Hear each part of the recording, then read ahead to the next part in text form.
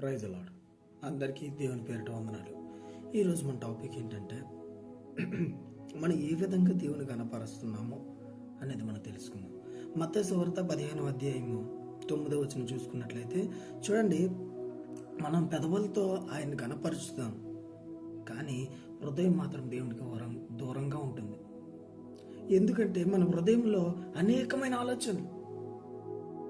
దేవుని బిడ్డలారా, చూడండి, దేవుని వాక్యం సెలవిస్తుంది ఏమనంటే ఆయనకు మన హృదయం అనేది దూరంగా ఉంది.